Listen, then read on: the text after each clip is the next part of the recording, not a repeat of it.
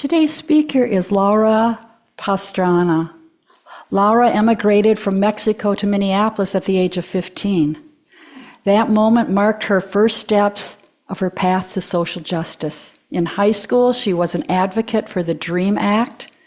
Laura has also worked with Asamblea de Derechos Civitos, thank you, fighting for immigration reform and driver licenses in Minnesota. Currently, Laura organizes the Voces de la Frontera in Wisconsin's 3rd District. All of Laura's work is grounded in a deep commitment to serving her communities. Please welcome Laura. Thank you for having me here today. It's such an honor, first of all, because, somehow my heart is full, knowing and hearing that there is people that want to hear our stories, immigrant stories, and also that they want to understand the immigrant issue. I know there has been work trying to dehumanize immigration, trying to, blame us for a lot of things that we know a lot of wealthy people are doing. So they're saying that we're taking, benefits, we don't pay taxes, that we're criminals, you name it. But that has been super harmful to our communities. And that's why my heart is filled that, there is a community willing to hurt us. So there is stories everywhere. There's immigrant stories, and I'm gonna share my story. First of all, I'm gonna share a little bit of my story here, about my immigration story. And secondly, I'm gonna talk a little bit more about what is happening here in Wisconsin, if there is any situation, what immigration is doing, all the things that are happening. And last, the call of action that we have. What things are we doing? What are the, mutual aid, things like that, things that we are, if we want to do something. So first of all, my name is Laura Griselda Pastrana Campos.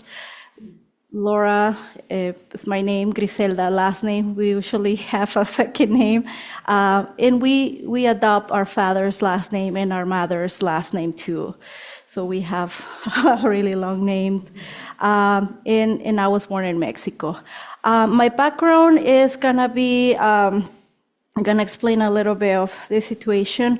My mom was a teen mom, single teen mom, pretty young when she had me. And unfortunately, I came, everything, was adding up. So my grandparents, they didn't have education. So my grandpa only went to 6th grade, and my grandma, I call it my mom, you will know why eventually, and my grandma never went to school at all. So she didn't know how to read and write. And she had a really, painful childhood. She was abused, she was mistreated, so she came from a really painful situation. So they were not in a good economic situation when my mom became pregnant, and she was the oldest of 4. So there was a decision that it needed to be taken in. Now as a mom, I understand that it must be pretty painful. So she decided to come to the United States. So she crossed the border, she moved here when I was only 6 months.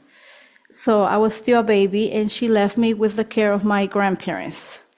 And I may read this because it is a little long. So I will say that sadly, this is not just my story. It is the story of so many immigrants.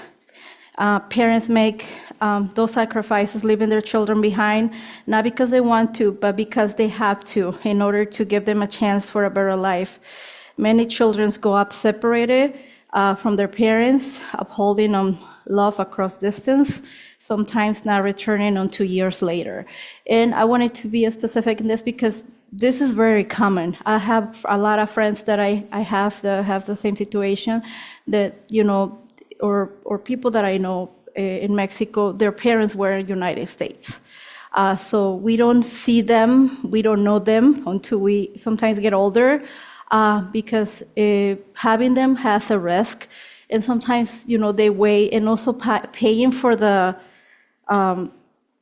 coyote, it is a lot of money too.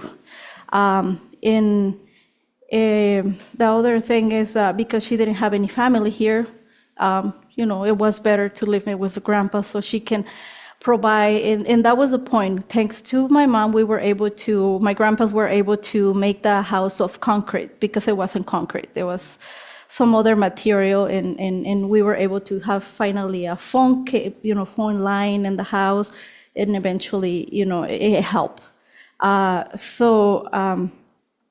Later, when I was 13 years old, my family wanted to apply, or my grandma, my mom, now she was my mom, and I wanted to apply for a visa because we wanted to come here. And we didn't qualify because you have to have certain amount of money, land, assets, and no, we didn't have that. So we tried twice. And for the diversity visa, for Mexico, it's like 20-something years of wait. So there was not really a reliable way to come to the United States. So it was when I was 13. We didn't want to move it a lot. But when I was 15, in Mexico, high school is like college. You have to pay by semester. So my grandma was like, we don't really have money, because my grandma was a food vendor. That was the only thing that she knew how to do. She used to sell tamales or tacos on the street. We used to sell elotes around the neighborhood, and she couldn't afford. And my mom was like, I can still send money, but not to that point. And she said, if you will be willing to come to the United States. And also because she really wanted me to get an education here. We took the risk. So I came with my auntie and my grandma. We crossed the Nogales border. But one part that I wanted to probably describe is that it is super dangerous. and I know we're taking that risk. But I remember the only thing that the coyote or the guy let me bring was my backpack with 2 changes of clothes, but I didn't want it to leave my belongings that I were super attached. And I brought my notebook where I kept my notes when I was a kid, my songs that were written. I remember that I brought it in my backpack. A lot of things that, I was a teenager. I wanted to bring something because that was the only thing that I couldn't bring, for my whole new life. So I brought that, and I brought like a little, it's like agenda, like a little pink one, where I kept all the numbers of my friends, and they gave me notes. Hey, you have, I hope everything goes well. We are gonna miss you, things like that. And I still keep them in my house. So, and yeah, that's all that I got in my backpack, and I guess a lot of dreams and a lot of, worries too. And when we moved here, I'm gonna talk a little bit more about the border experience. When we were approaching in our path, there is some train rail tracks, and the coyote or the people that were guiding us were telling us that he was worried because we were seeing wagons, train wagons, and sometimes they use them to hide people there so they can take them, and do stuff. So I wasn't worried at that time, and when we were crossing the border, we were with other 2 young boys that were from the neighbor town where we were from. So we were in a crew. And the coyote or the people guiding us told us, can you shield her? Because I was the only young lady. When I was at that time, I didn't understand it as now. And yeah, I was just, like they were in front because they didn't want me to be visible from far away. So we crossed the border, thankfully, nothing happened, nobody was in the wagons. But later the person was telling us, because, like eventually they kidnap or they will sexual assault young ladies or they will kidnap people. And I was like, oh my God, thank you, hopefully you told me this at the end. But we were able to cross. That was a pretty, I will say, a pretty ending. Even though it was painful to watch my grandma, and my auntie like walking like this all the time, because we have to be not visible from, the border patrol. And we have to be packing a small car. That's very frustrating for me. Not really, but my grandma was older. I was like, I don't know if she feels uncomfortable. It was pretty like a pretty frustrated situation. Thankfully, we made it to Minneapolis, and that's when we started living in the Riverside Apartments. I don't know if you know the Riverside Apartments in Minneapolis. There is a lot of Somalian community, and you can smell when you go inside the smell of curry, or Mexican spices, Somalian spice. It smells like food everywhere. It smells really nice. And I started to having, friends from a lot of countries, and I feel pretty nice because you get into this community, and it was a really more welcoming. And eventually we moved later to North Minneapolis, where my mom was in my stepdad were able to buy a home. And I went to high school. I learned English. I started engaging in high school with the Dream Act, because that was something that was starting at that time. The Dream Act, they were organizing the DACA at that time, and I was, something that I wanted to do, and something that I was like, it is fair. And that's when I was getting into this social work that I'm doing. Also, because it was shocking for me. I knew that I was coming with, with less privileges, I would say, but it was hard for my age to understand. But I noticed that my friends were able to go and have, college experiences. They were able to work before, drive. So it was kind of different for me. I wasn't able to do or to go to this high school that I wanted to. It was I remember it was Cristo Rey, but you have to be a U.S. citizen or have lawful or status to be in that high school. So, it was limitations. So that's why I was like, DACA probably is going to be, eventually a good thing for a lot of us, because I didn't see any evil in any of us. A lot of my friends that come to this state, because the high school is called Edison High School, but the time I went there in North Minneapolis, Northeast, that was a school that used to welcome all the newcomers. So where they have the ELL classes, so a lot of the newcomers were going specifically to that school, and that was really, that was experience, because a lot of we used to hear stories. How do you cross the border? You did this. What happened? And unfortunately, a lot of the young ladies, they went through sexual assault, and it was part. Some of them says like they stole my things, or we as a 15-year-old, 16. That was a conversation where we used to have over there. Like what happened, what things happened, and a lot of them said, I want to go to school, but I can't go to school because I have to work. So a lot of them used to go to school, and later on we don't see them. They go right straight to the workforce. So there is a situation for a community that, we come here and they don't even sometimes have the chance. There's I have to do or help with money because I'm the oldest probably of my family, and I have to provide. And the same thing happened with my mom and my aunties. My other auntie, they come here, they couldn't go to school. They went right away into the workforce, because they come here to provide for their families over there. So talking about this experience, that's just part of my story. And I believe my story was normal. I see it as something good, but there was other stories that I really, are heartbroken, that I sometimes don't want to share more. I was translating one time for one of my coworkers. Her mom passed away, and she didn't know that when she filled out the paperwork for insurance, sometimes you can qualify for some type of money relief if some of your family relatives die.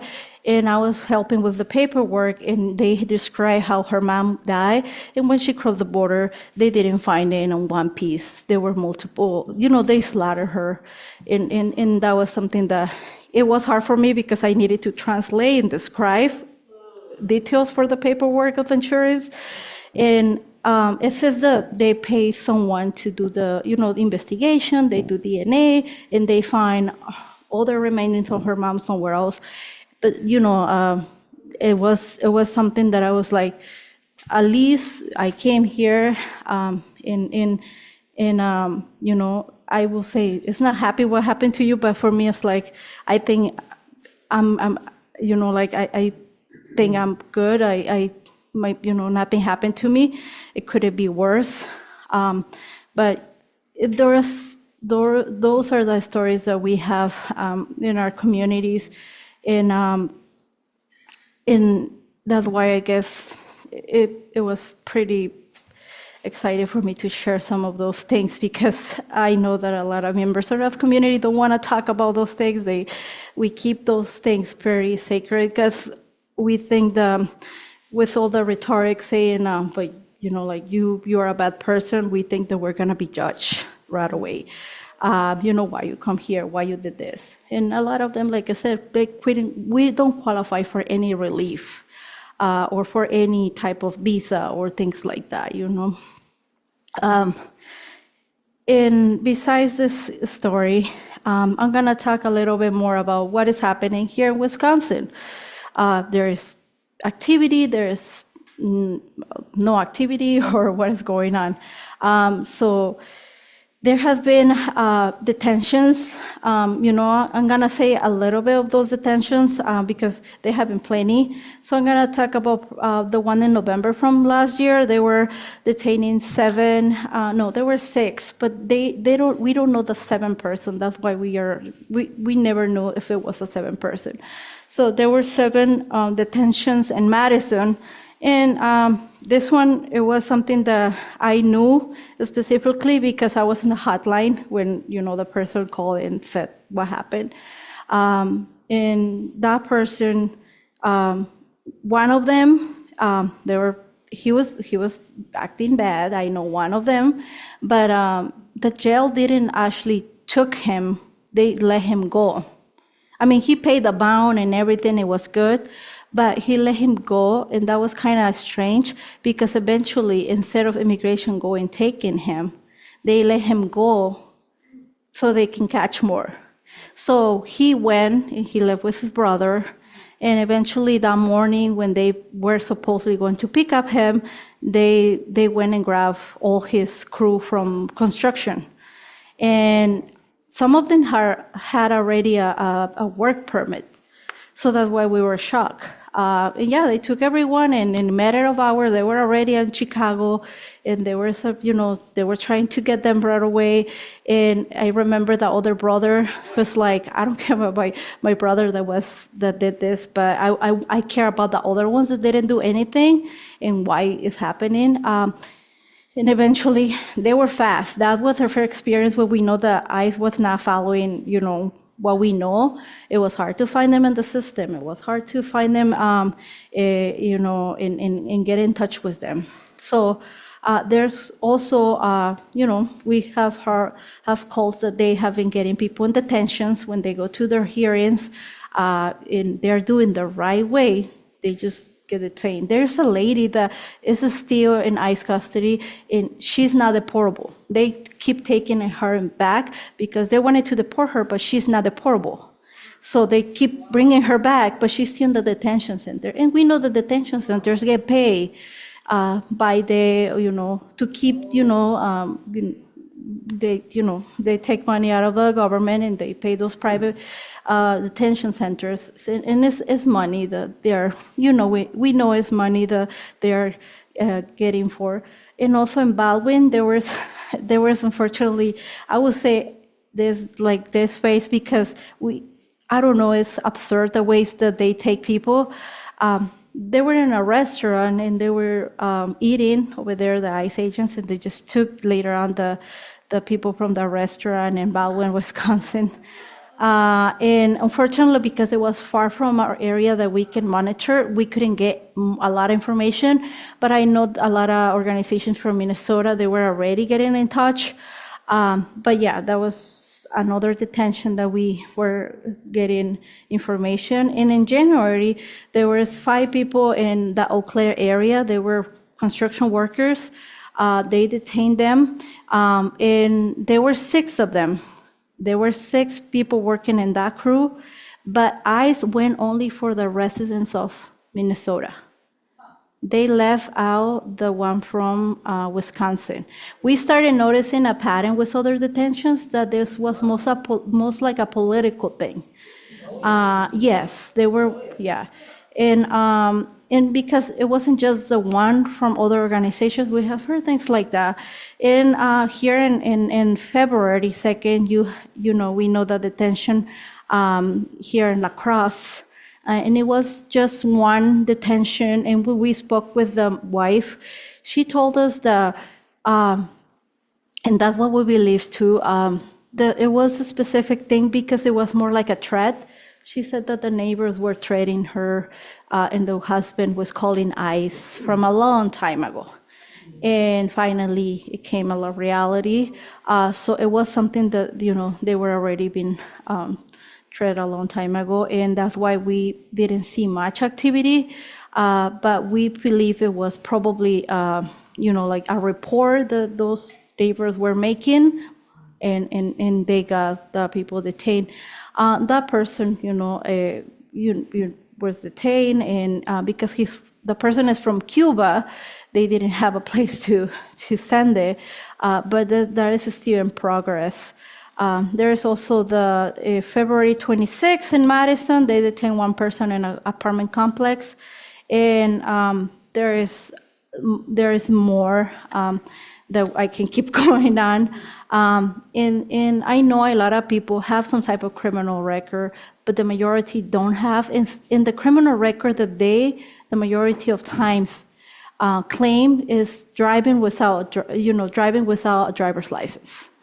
So that's the criminal. When they put people sometimes in those Facebook pages that says, oh, criminal, like revoked driver's license, and like he broke parole. It's because if I don't have documents and I drive 2 times without a driver's license and I'm scared to go to the court, I'm gonna be already some type of in a warrant. I'm gonna be held to have an order for me to get detained.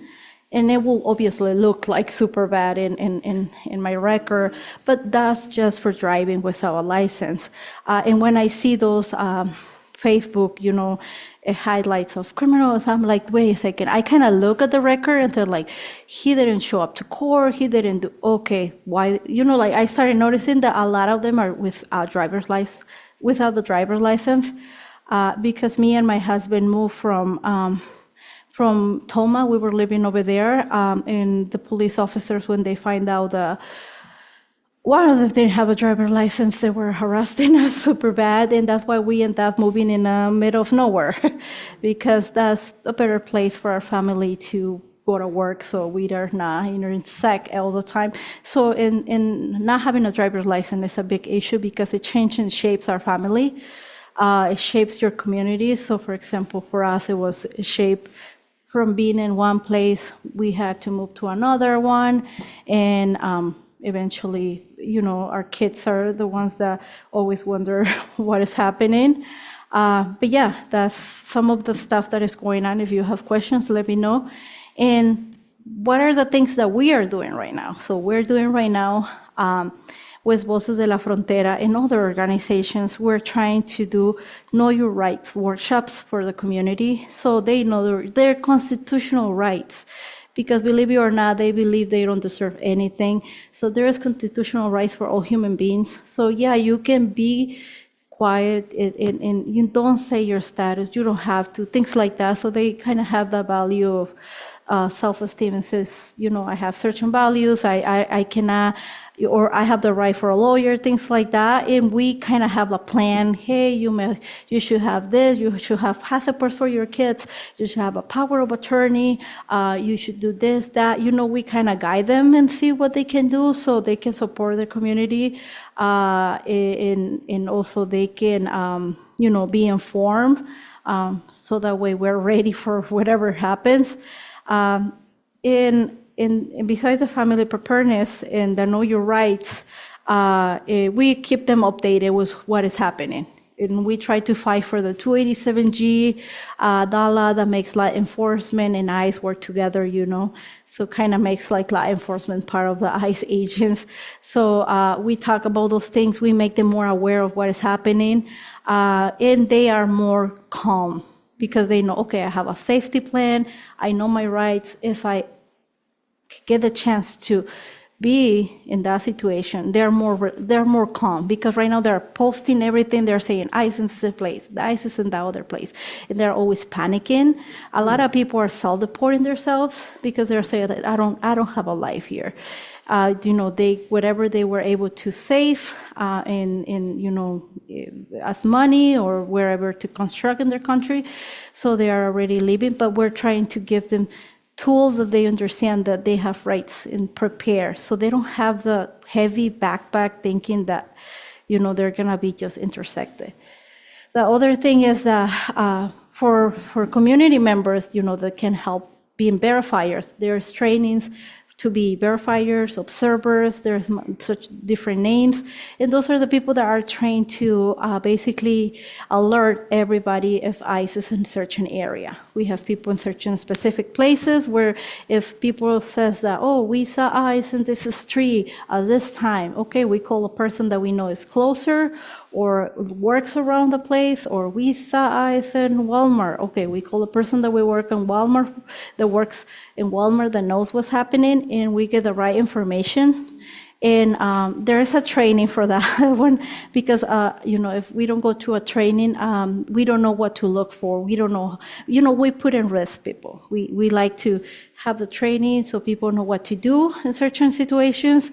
And a lot of people don't want to be observers. They want to help with mutual aid. So we have the mutual aid area, and mutual aid is assistant. We get together to plan the logistics for food assistance, for, if I have just one room, available in case, okay, Laura, if there's a family that for some reason happens something, I can just offer it for 2 weeks or something like that, just temporary housing.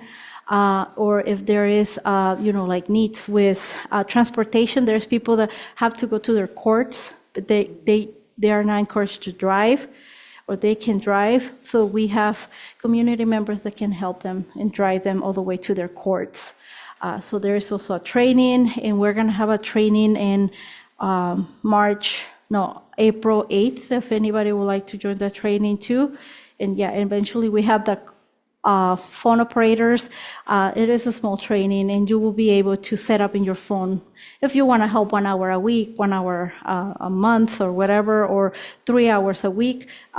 You can just change your availability and be able to answer phone calls in case if something happens. Even you can take the training, download the software. If you don't want to be a volunteer that day, that's okay. But if you start hearing and seeing a lot of activity and you're like, I want to do something, I'm going to be myself available on the phone in case if something happens. Because a lot of times we don't want to think what is happening in Minnesota, but they did receive a bunch of calls. So they needed a lot of, agents or people able to pick up the phone.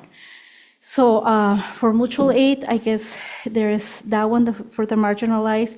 If you want to help in any way, I can write you down and get in touch with you. But there is so many ways we can do it. And I know that this is not about the immigration issue. We know that the system is broken. This is more against, they eventually are gonna go for a lot of us. They say right now the problem is the immigrants. I know they were trying to see a problem with people with some type of disability, and eventually, the rich get more for themselves somehow. Thank you.